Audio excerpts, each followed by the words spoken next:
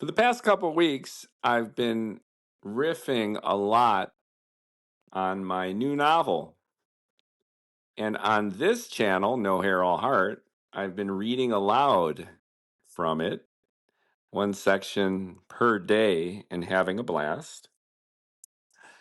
But I need a break. And if you're following me, maybe you need a break too. So on this podcast, I'd love to talk about the GGG test. You might have seen it on dating apps, message boards, social media comments, posts. GGG. What the hell is it? Why do I think that it's really a foundation on which relationships rest? Let's take a few minutes to check it out. Hello and welcome to the No Hair, All Heart podcast. I am your host with no hair and tons of heart, Mookie Spitz, and I'll be talking about exactly that. Does your relationship pass the GGG test? Why do I ask? Because you and your lover need good giving and game to flourish. Consider that you, the rhetorical you. I think all relationships need good giving and game.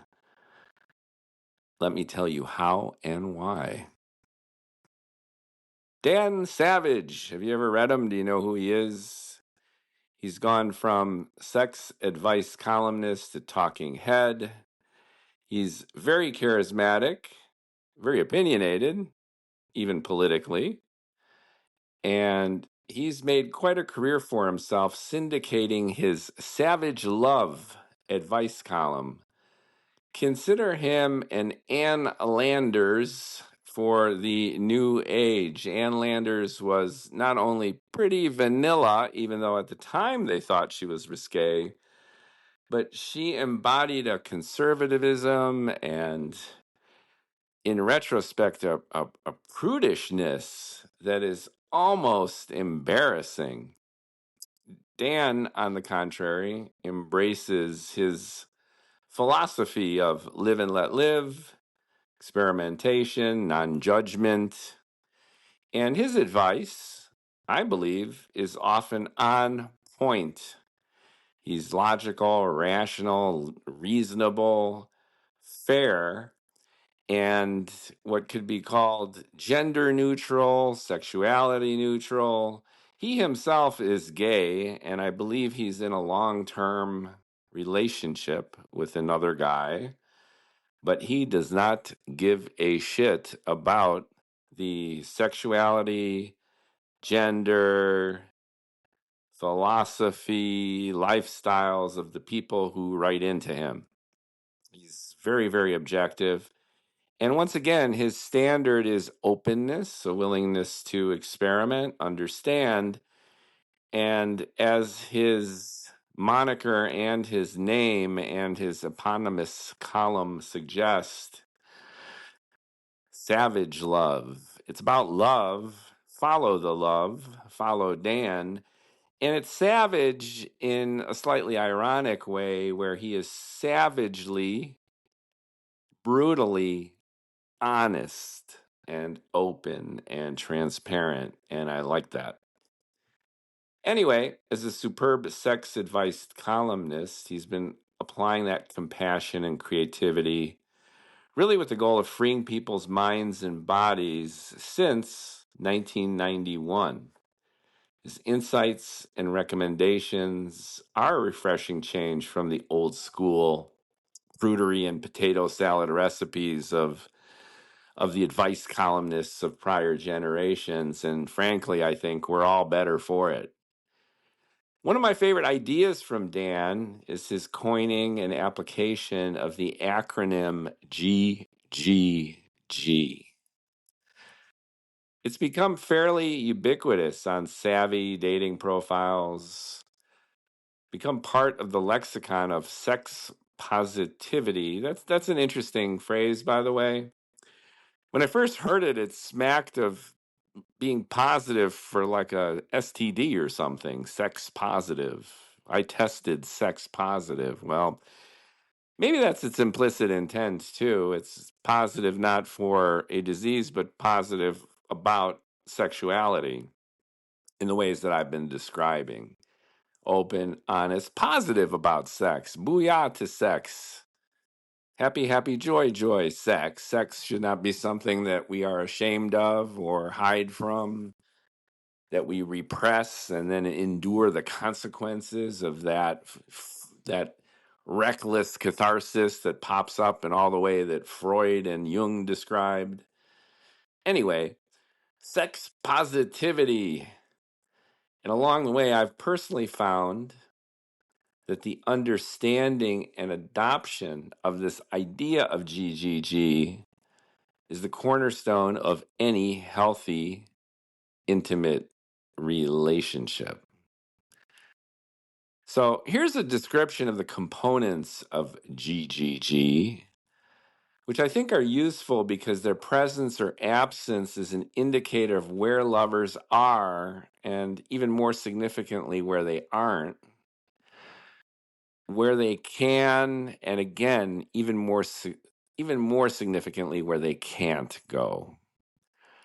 Consider these a handy checklist of prerequisites for satisfying sexual relationships, and by extension, relationships, and see what happens from there when we understand these terms and then look at our own lives and partners and relationships and see if they match. Now, a quick disclaimer: uh, sex positive, sex positivity is awesome in the sense too that it's very, very broad and fundamentally non-judgmental. And believe me, I understand and know and appreciate relationships where physical intimacy might not even play a role, or sex per se is not at the top of the list of priorities for either partner. I understand that, appreciate that. But I would argue that these kind of relationships are different than the kind of relationship, the intimate relationships that I'm intimating here, and that Dan does as well when talking about sex, intimacy, and partnerships. Once again, it's gender neutral, independent of sexual orientation, identity. We're talking about two people, sometimes three people, sometimes open relationships. And that encompasses possibility outside the usual nuclear family or monogamous relationship. So that's not what I'm hinting at here. I'm merely suggesting and acknowledging that relationships come in all sorts of flavors, but the relationship type I am talking about here is one that is satisfying and rich and dimensional in terms of this physical intimacy between two people, three people, open, closed, whatever the hell you're talking about. I am talking about a relationship that is broadly defined sexual in all of its varied forms. And that's why I think this GGG is cool, because sexuality, sex positivity on the plus side opens things up and turns sex from some shameful, horrible thing used by religions and government and controlling bodies to manipulate the masses and individuals, and flips the narrative around into embracing it as a human need, a human expression, and something that should be enjoyed and let loose. Bravo, much applause. But in that embrace of diversity and shifting and complex norms, it often becomes confusing as to what constitutes a really solid sexual relationship. I mean, what terms do we use to define it? How do we approach our own relationships and measure the efficacy of it in terms of our satisfaction and that of our partner. That's what this little ditty here is all about. So that all said, let me rip into it. GGG. Good, giving, and game. Let's start with the good. First element, without which leveling up to the other two is impossible. So you can't have giving without the good, and you can't have game without good giving. So imagine it as kind of a hierarchical tower, almost Maslow's fundamental needs of intimacy and sex. That might be another way to look at this. So anyway, at the bottom of the pyramid, as it were, you've got good. And just as no two people are alike, each physical and emotional connection between them is unique. Sometimes the chemistry and interpersonal dynamic works, and sometimes it doesn't. Traction is as complex as those experiencing it. We often hear, I hooked up with so and such, and you hear those two people banged, or they had a good time, they had a bad time, whatever.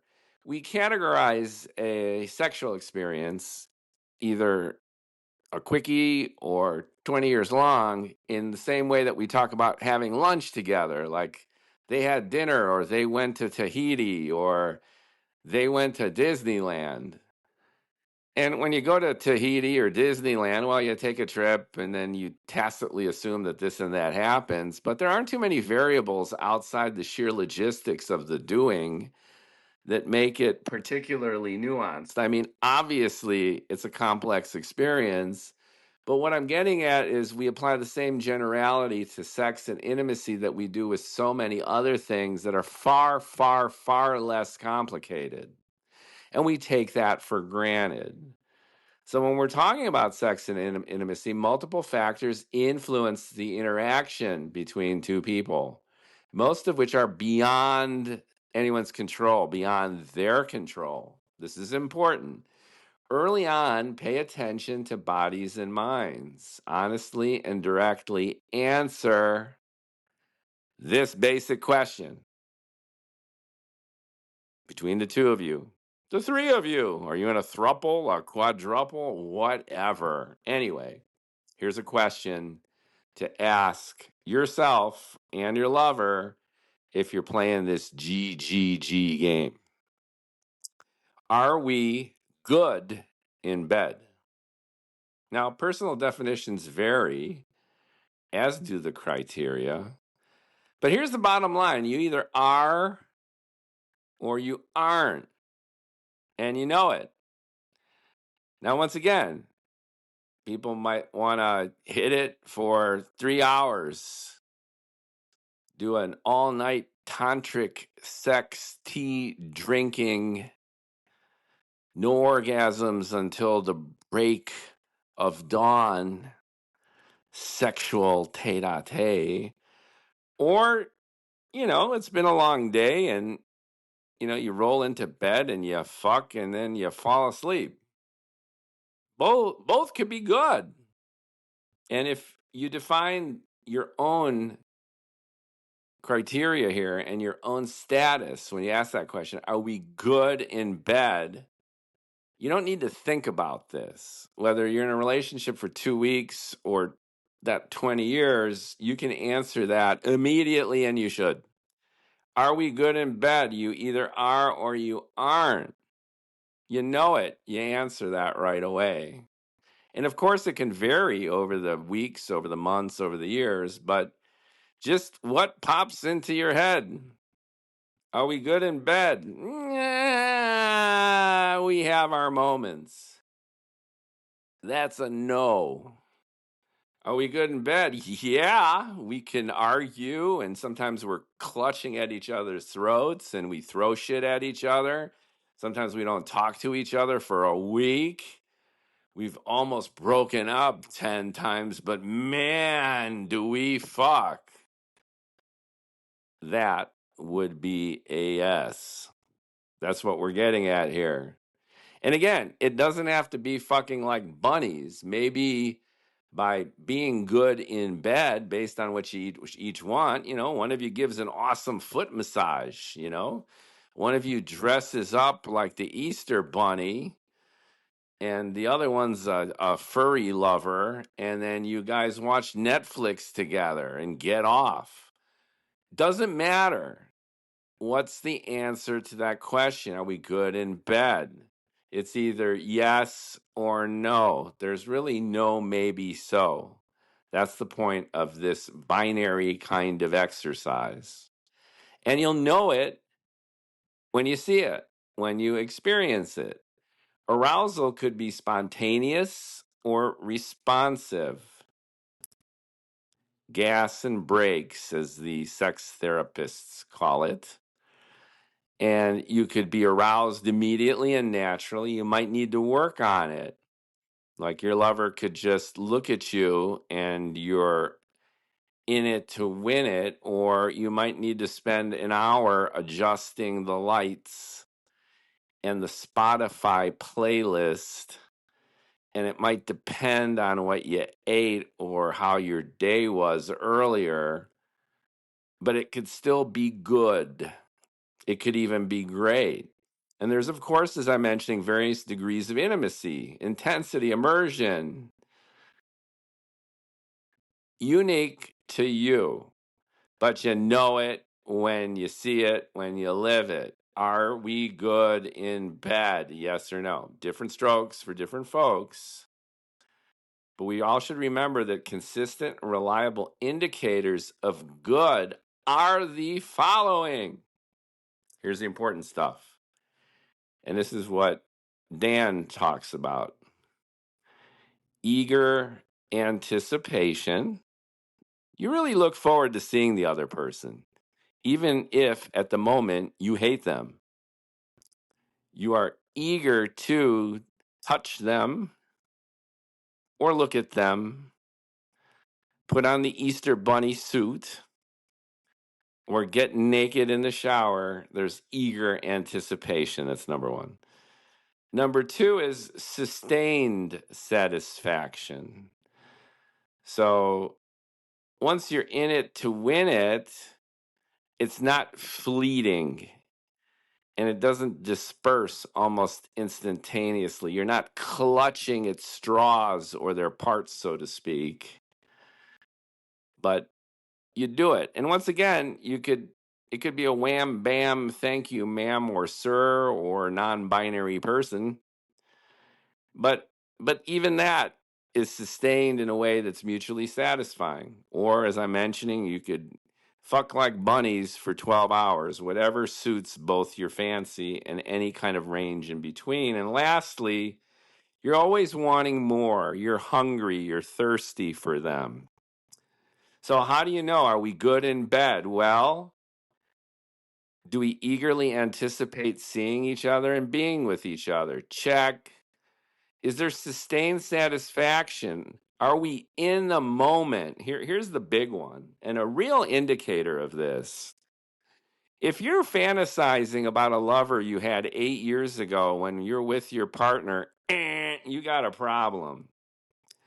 If you're not immersed in the moment, and once again, I brought up spontaneous or responsive, sometimes it might take you a while to get into the mood, but once you're in the mood, if you have half of your mind and body and heart fucking somebody else or thinking about laundry having to get done, then that's not sustained satisfaction. That's not focused satisfaction.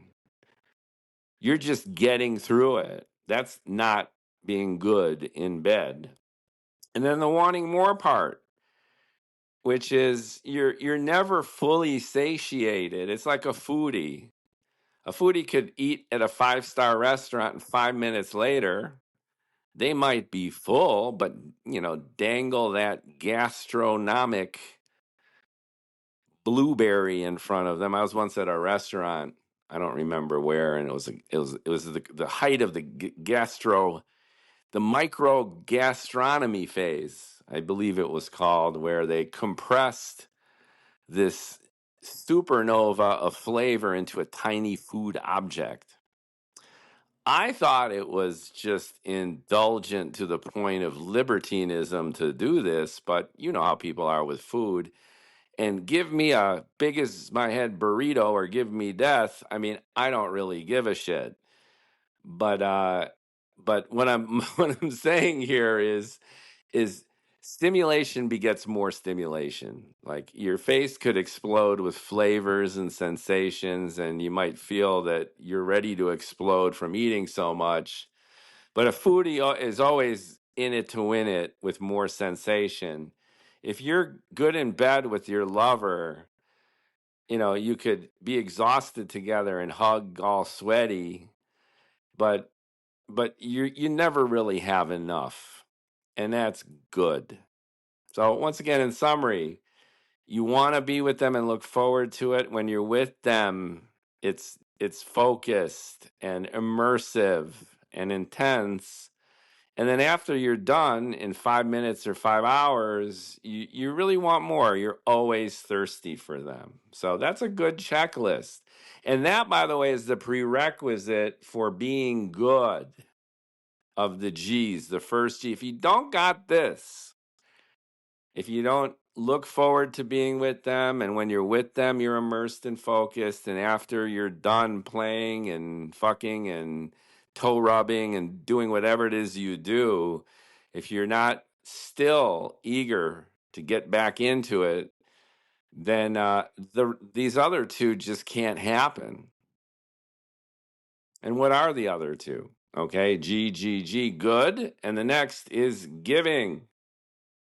So if the answer to being good in bed is yes, and ideally it's hell yes, then the bridge to game, which is the third one, and that's the super fun one, which I'll get to in a second, is generosity. It's giving. And I cannot emphasize this strongly enough based on my personal experience, based on what I've heard from others. Giving, being generous. Our society tends to objectify everything, including satisfaction. So the difference between the thing that's given and the intent of giving is often confused. Instead, pure giving, genuine giving, is attention focused away from oneself. Remember, we talked about anticipation, immersion and focus, and wanting more. When you're giving, you're anticipating not just taking, but you can't wait to give pleasure and attention. And when you're in it to win it, you can't wait but to give satisfaction. And when you want more, part of that wanting more is wanting to give them back even more. Perhaps the easiest way to define good giving is by describing its opposite, what the mathematicians call the reductio ad absurdum, which is if you can't prove a theorem, then assume that the theorem is true or false, and then pull it through to absurd conclusions that have to be wrong. And then you know that the opposite is true. So let's try it here. Think of the proverbial pillow princess on the female side, the cis female side, if you will, or the identity female side, right?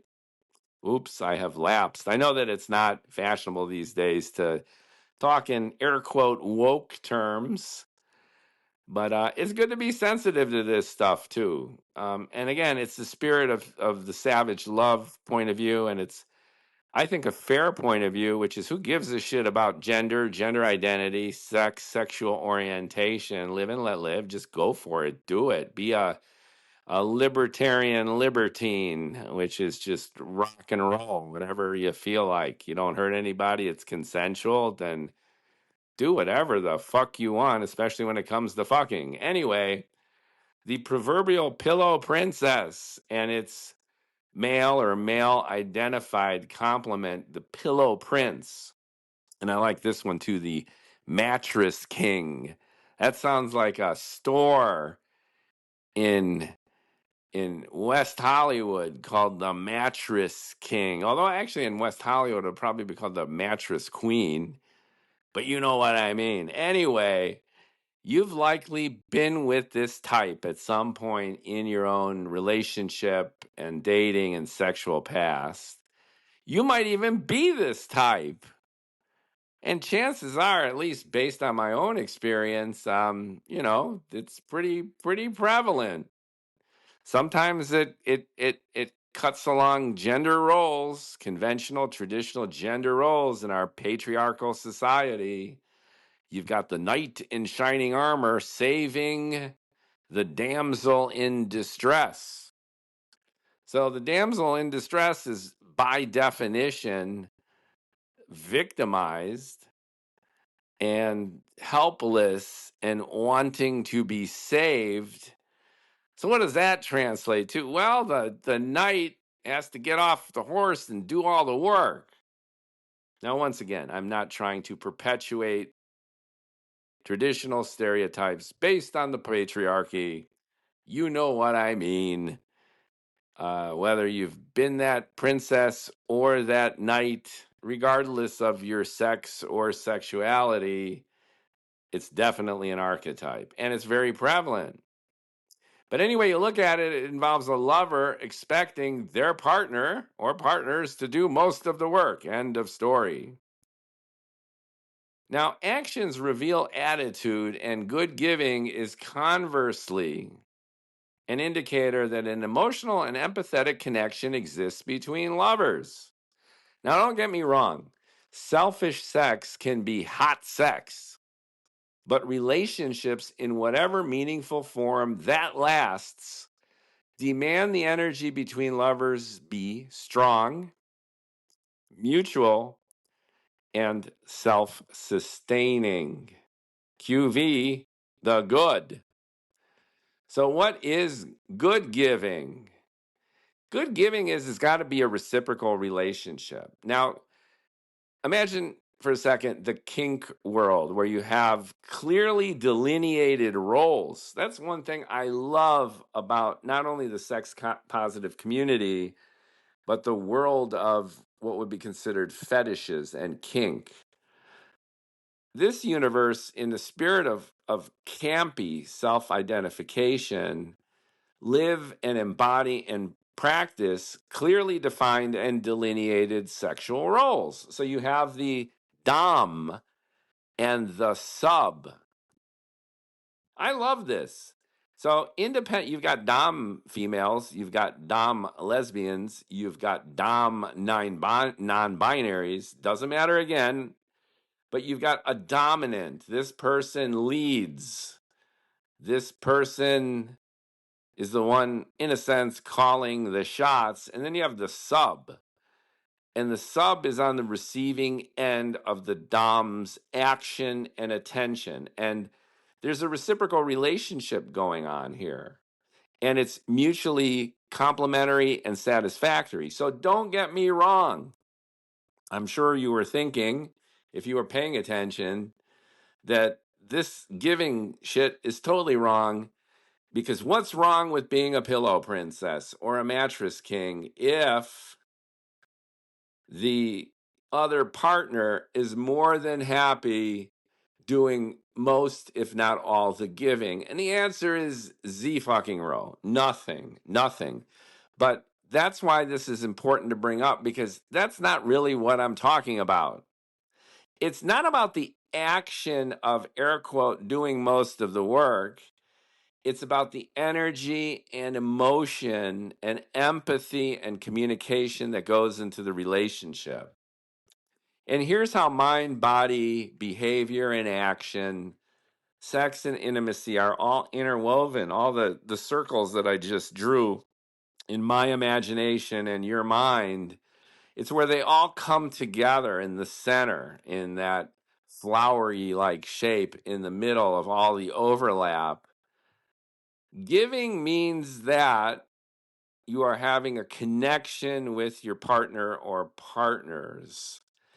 And it also means that you're amenable to feedback. So let me think of a totally opposite example, not an opposite example, but a vivid example of an extreme where you have a Dom sub kind of relationship, and the Dom is calling all the shots and giving all the attention and putting all the energy into the sub. That's what they both love about that relationship. But the sub is saying that it's a little bit too much, whether it's BDSM or fantasy or any of the other kind of stuff. No, you hit me too hard. Or if it's a pillow princess with a very eager male or top, as it were, I want to pleasure you. Or that was too much of this or not enough of that. Giving means, again, that the energy between two lovers, regardless of the specific tactical dynamic of their sexual and intimate interplay, is strong, mutual, and self-sustaining. Open communication, fluid communication, empathy, listening, being together. That's what giving is all about. And this gets all mixed up.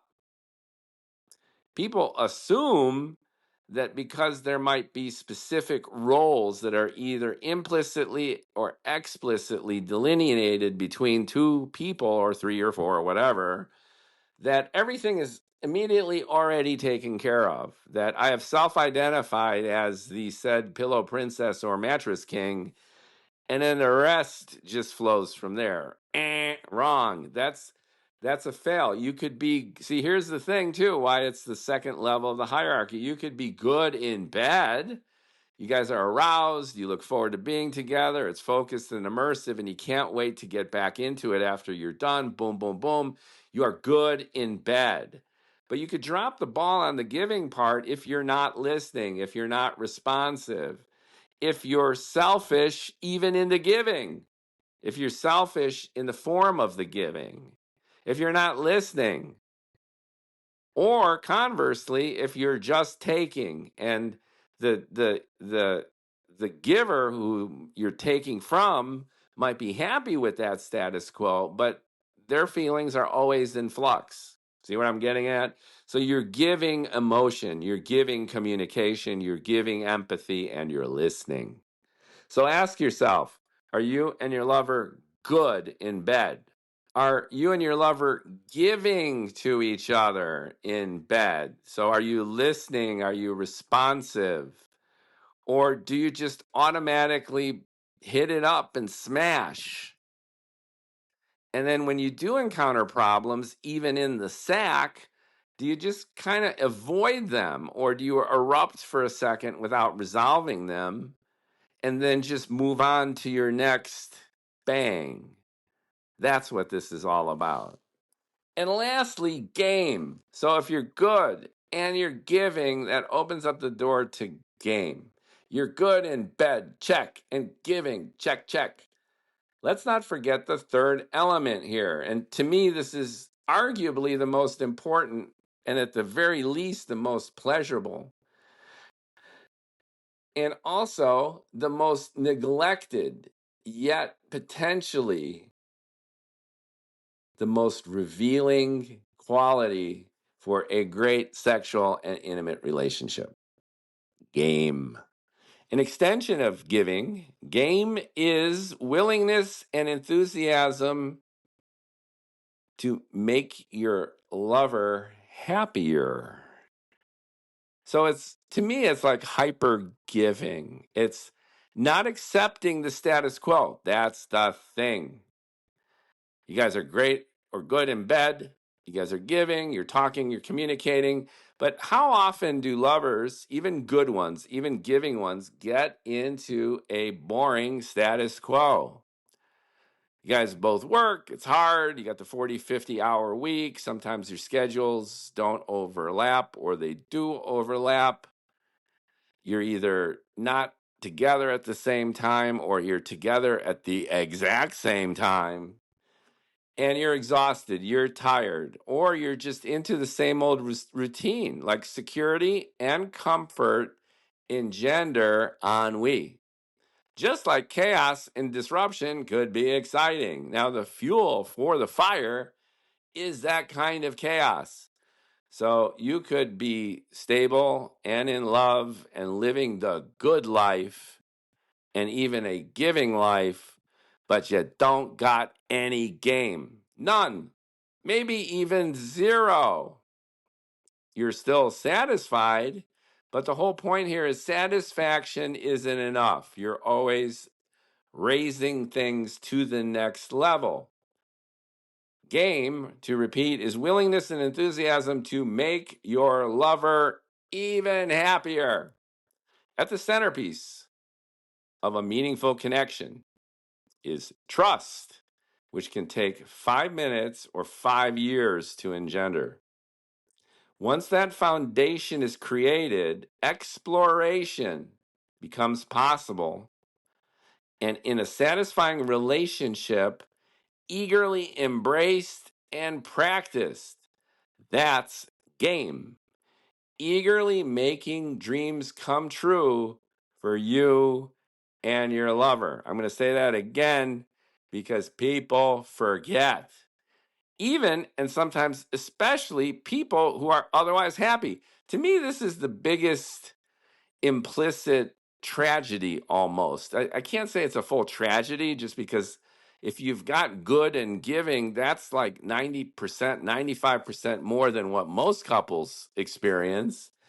But dropping the ball in terms of game is sad because you've already done all the great work. You've got a terrific foundation for a terrific relationship that takes it to the next level. Game. Eagerly making dreams come true for you and your lovers or lover. What we desire and what we do are often far apart. Big old delta, a chasm.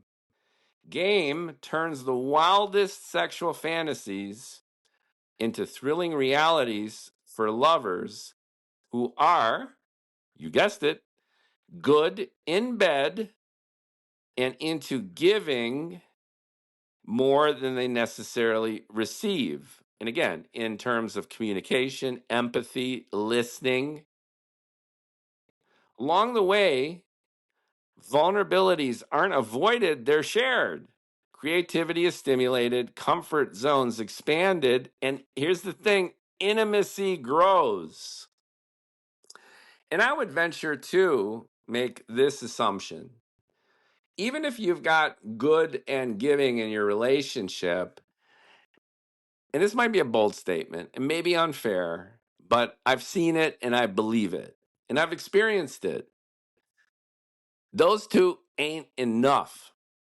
And what'll happen if you don't elevate to the realm of game, you're going to stagnate and there's going to be less giving and you might even plummet into bad in bed.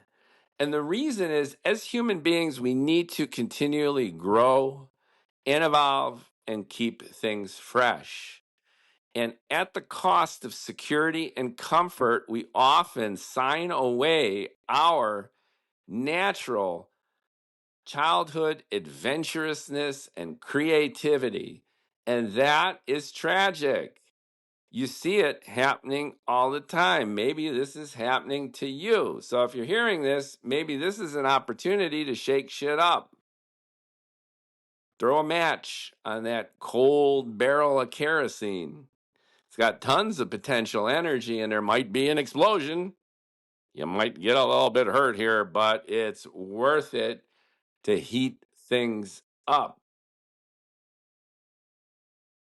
It's about sharing vulnerability. It's about stimulating creativity. It's about expanding those comfort zones, all with the goal of growing intimacy, getting closer with your lover, communicating better, and shaking shit up and keeping it fresh so that your relationship can breathe and is not asphyxiating in its own daily routine. Good. Giving game. GGG. Now we're all walking an endless tightrope between otherwise conflicting feelings and instincts and even practical everyday realities in our life. We're walking that balance beam, pulled and pushed between affection and sex, emotions and hormones, our chemistry, commitment and booty calls, long-term relationships and one-night stands. The many types of possible connections reflect this diverse spectrum between love and libido. We all feel it.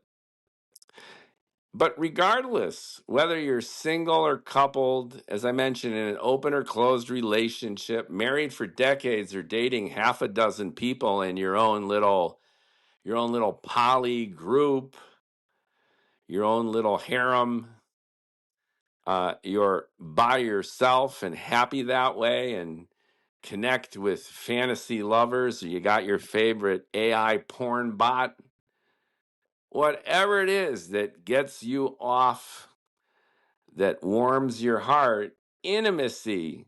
Intimacy is the glue. And without that, you're going to collapse inward no matter how much you might be giving, no matter how much you might be getting, and no matter how good you think you are in the sack. It's like a big old black hole. Stephen Hawking mathematically described that they actually shrink as they take on mass. They release radiation and they explode. Black holes aren't black. They're complex things. We don't even know what the hell's inside there. And relationships are the same way. They need to be fed. They need to evolve like an organism. Darwinian adaptability is another analog. There's no such thing as a static ecosystem. The jungle is squirming and it's alive, and so should relationships be, vis-a-vis the dynamic between lovers. Intimacy is the glue.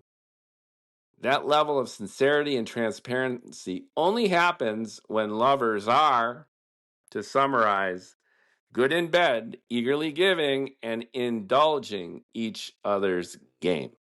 Now, what are a few examples of giving game? It depends on what gets you and your lover going. Game might be no more sophisticated or complex than bringing your lover flowers and a bottle of wine. Seriously, it games it up. It has implied fantasy. It warms the heart. If you're just a tad more adventurous, then sext your lover at the middle of a random day and be explicit. Give it a whirl. If you want to take it to the next level, you know when your partner is coming home, or when you invite them over to your place, they're supposed to be there at 5 p.m. Greet them at the door naked. Have a whole bunch of sex toys in bed. Watch pornography together. Do role playing.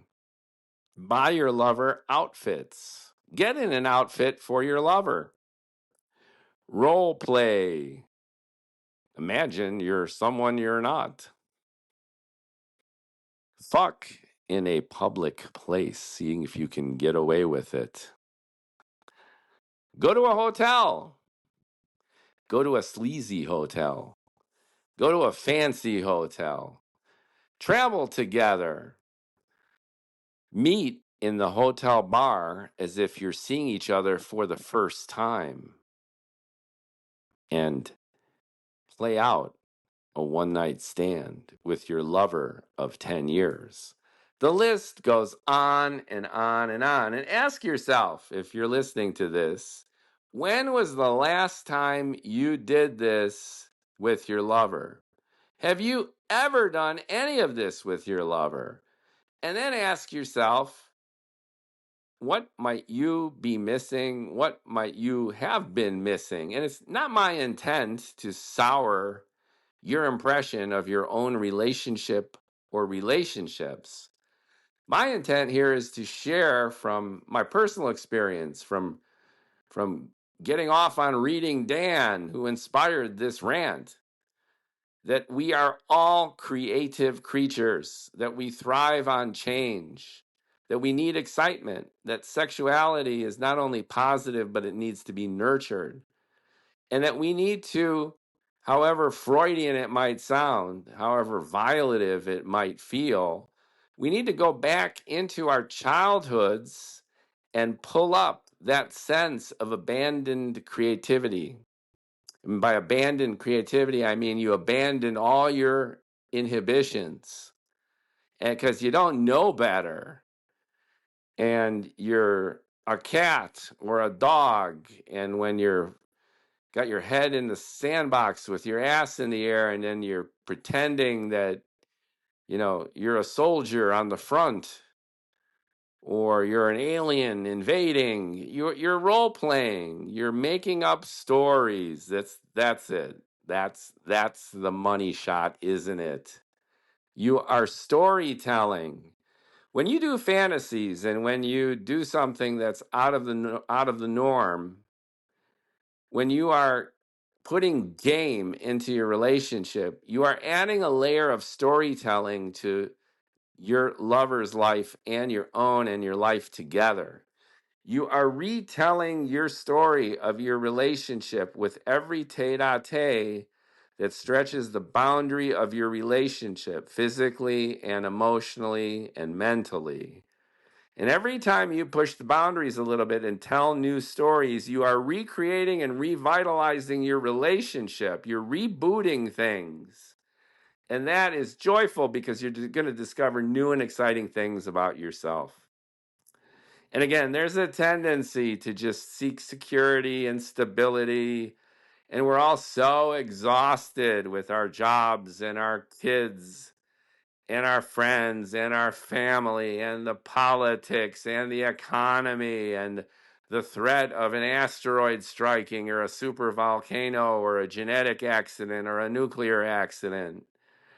We scroll our phones and it's all bad news, and we're so stressed out, and we clutch at our lovers and our partners. And sometimes all we want is a relaxing night where we pass out watching Netflix on the couch. At least we were able to do that.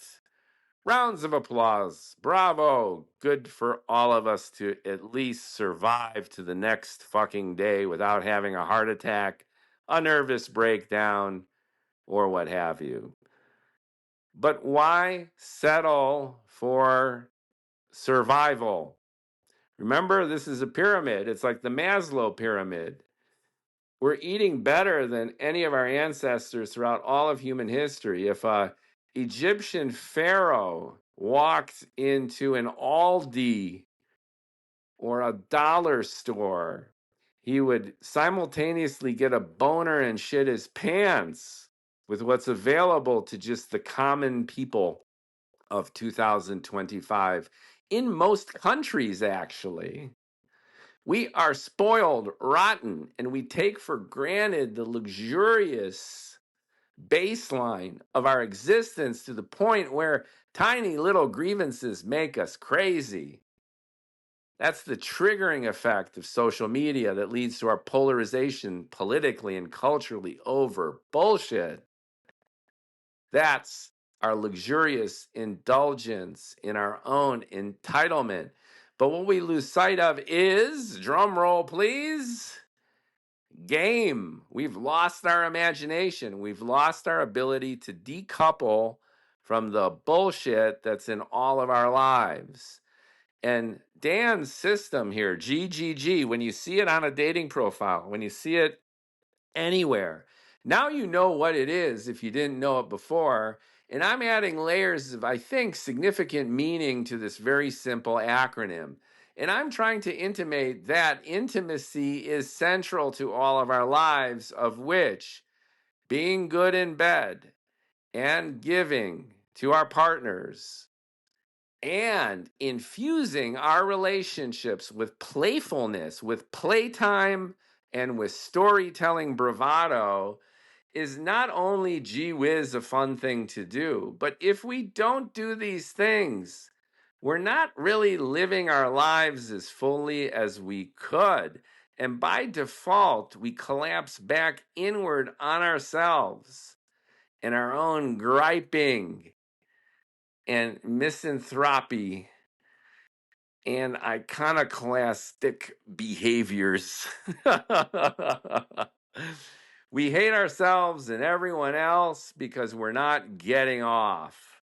And the best way to get off is to take a risk, do something crazy, fuck your partner on the kitchen table, rip their clothes off, do something weird, pee on them, get pissed on, get pissed off. I'm not saying that you should go full fetish. I'm just suggesting that you do something, anything out of the norm so you infuse your life with the glory of changing things up, being creative, and telling a whole new story about your lover and yourself, to tell a whole new story about your life, just to celebrate existence and to make it all better. A recent study corroborates Dan's GGG. And in it, this is typical for these psychology studies, and you figure, you shrug and you go, they could be completely dozed out and no one would notice or care and it wouldn't really have an impact. I don't want to disparage psychology studies, and I'm quoting it here, but I can't help but say that. Quote, people who are both giving and game in the bedroom tend to have romantic partners who recognize these efforts, feel satisfied, and are committed to making their relationships last. Woo! Don't take their word for it, however screamingly fucking obvious, but try it. You'll like it, and your partner will like it too. And let's do a truth or dare. And I dare you to sext your partner this week out of nowhere and see how they react. It's a tell. It's a big tell how they react. That's a barometer or a gauge of your relationship. Or how about this? You know when your partner is going to be at a particular place, and if it's a private enough place, greet them naked. Now, these aren't too risque. You're not dressed up in a dominatrix outfit, and I'm not suggesting that you get a dungeon in the basement.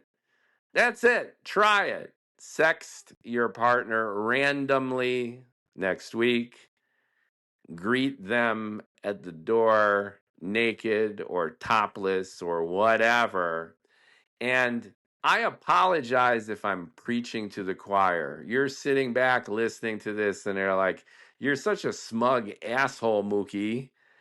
I'm already doing this and a whole lot more. And if you give me the microphone, I'll tell you a few things.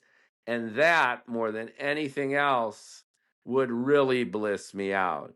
Tell me something I don't know and suggest to me something that I should try so that I can infuse my relationship with more GGG.